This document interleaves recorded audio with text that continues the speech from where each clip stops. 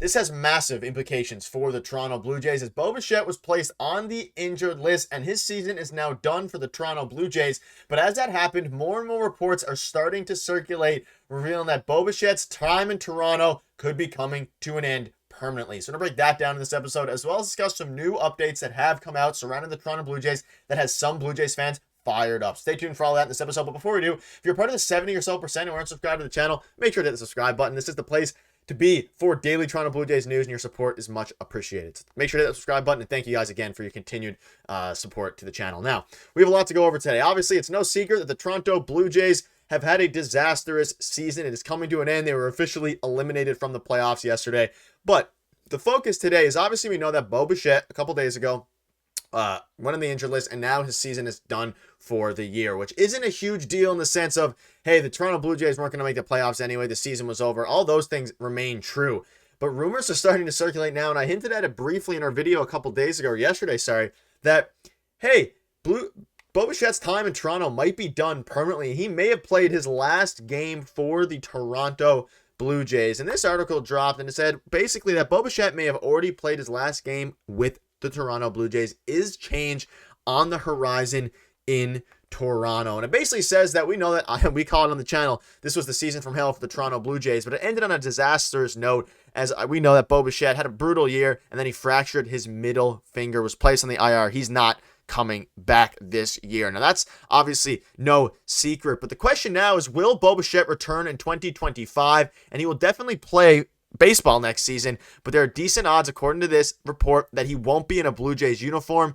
But Toronto Blue Jays definitely rebuffed trade offers at the deadline, but Bichette has made his happiness more or less, or his unhappiness more or less public. Now, to kind of rebuttal that argument a little bit, Bichette did come out a couple weeks ago and say, hey, my goal is to win with Vladimir Guerrero Jr. So he came out and addressed some of the rumors, but he also has at other times throughout this season and at the trade deadline say, hey, I wouldn't be surprised if I get traded during this trade deadline, which he ultimately didn't, because the Toronto Blue Jays, although they did receive many offers, they decided to not take any of them and keep Bichette on the team. But he said, Bichette himself, that he would like to win with Vladimir Guerrero Jr. And we'll get into those comments a little bit later. But he's also made his happiness not necessarily unclear to the public, but he's made it a little bit, he hasn't been super happy this season. And that's where all these questions have come when Bichette is out there saying, hey, I want to play for the Toronto Blue Jays and I want to play for Vladimir Guerrero Jr. That's very good. But at the same time, when he seemed unhappy throughout the year, when he was battling injuries, when the Jays weren't winning, I think there's no doubt in my mind that Bichette wants to win baseball games. And if he doesn't think that's going to happen with the Toronto Blue Jays and in Toronto,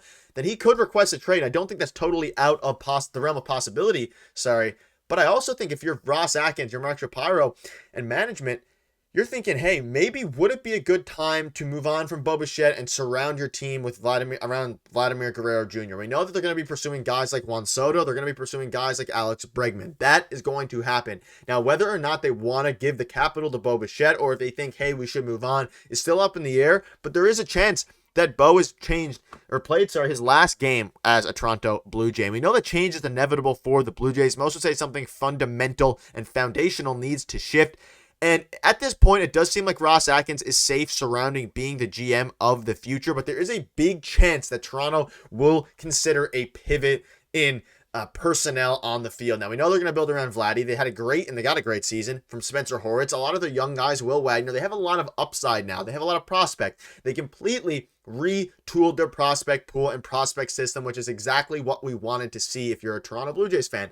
However, now you actually have to go into next season and execute. You need to get a power bat, at least one. You need to get one of the big fish, whether it's Pete Alonso, whether it's Teoscar Hernandez, Alex Bregman, Juan Soto, maybe even two of those guys, and just completely build around Vladdy, extend Vladdy, and build your offense around them. And if you're able to keep Bichette happy, and if you get guys like Alex Bregman or Juan Soto, Bichette will be more likely to extend and stay with the Toronto Blue Jays because he wants to win baseball games. But the Jays have to go out and actually prove to themselves, prove to Bo, prove to Vladdy that they can build a powerful offense. They did it in 2021, and then Ross Atkins tore it down and completely messed it up. So now he's his time, and he has to bounce back and show them, hey, let's do this, and let's do it fast. Bichette also recently stated that his career goal is to play with Vladdy. Like I said, to win a championship with him and to do that with the Jays organization. So as much as many people and many fans thought that Bichette was unhappy with the team, he just wants to win games. And The Bo Bichette that we see on TV and that some people think about him is not necessarily always going to be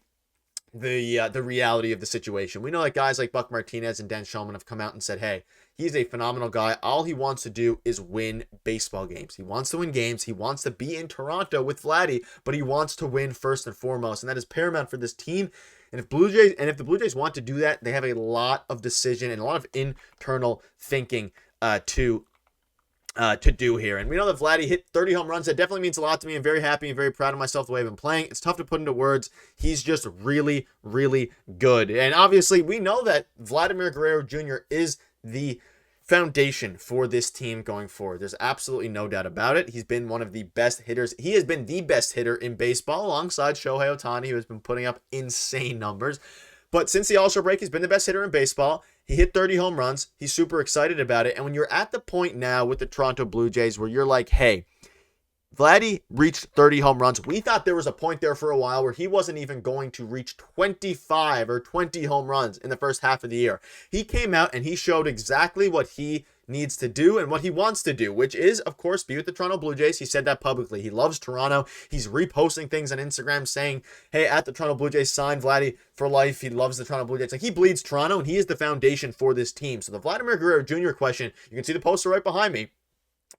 His question is not really anything up for grabs or anything to be answered. He needs to sign with the Toronto Blue Jays long term. Ross Atkins has to go out, or Mark Shapiro, whoever makes the final call, and sign Vladimir Guerrero Jr. to a massive contract. That's not really the question mark. The question mark is whether or not they want to and they have faith in building around Bo Bichette and others. And whether or not you're on the side of trading Bo or building around Bo, you know that the Toronto Blue Jays need to go out this year and actually sign some other power hitters. Now, whether that's Pete Alonso, whether that's Teoscar Hernandez, whether that's Juan Soto or Alex Bregman, some of the bigger fish, they need to get at least one of those guys and probably more. And then that'll also make Vladimir Guerrero Jr. more confident to sign the contract. That'll also give Vladimir Guerrero Jr. a lot more protection because right now he's having this masterclass second half of the year since the All-Star break with minimal protection behind him, whether that's Dalton Varsho at the 2-hole, whether that's whoever at the 2-hole. You have Spencer Horwitz sometimes there.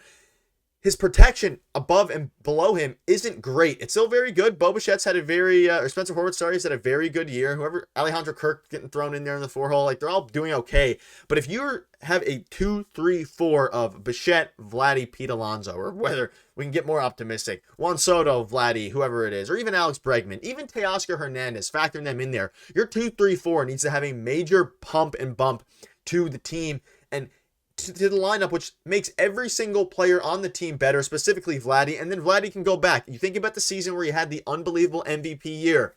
He was protected. He had Bo Bichette. He had Marcus Semien. You had prime George Springer. You had all these guys, specifically Marcus Semien in the 2-hole, protecting Vladdy, and then you also had Bo Bichette protecting Vladdy. That's what the difference is here, obviously. Now, Vladimir Guerrero Jr. still needs to produce. And Bo Bichette needs to produce as well because he didn't have a great year. But let me know in the comments your thoughts are on this. Some big implications for the Toronto Blue Jays are coming up very, very fast as this season comes to a screeching halt. And it's finally the season from hell from Toronto is over. But if they want to compete and have a really good offense, they need to get the protection like they had in 2021 with Semien in the 2-hole and Bichette in the 4 spot or wherever they ultimately mixed it up. In the 2 and 4 spots surrounding Vladimir Guerrero Jr., you got to protect him, and hopefully Ross Atkins does that soon. And whether Bo Bichette gets traded or not, still up in the air. We're going to have to see, but it seems like his time in Toronto could be coming to an end. But that'll wrap it up. Thank you guys for watching. See you soon.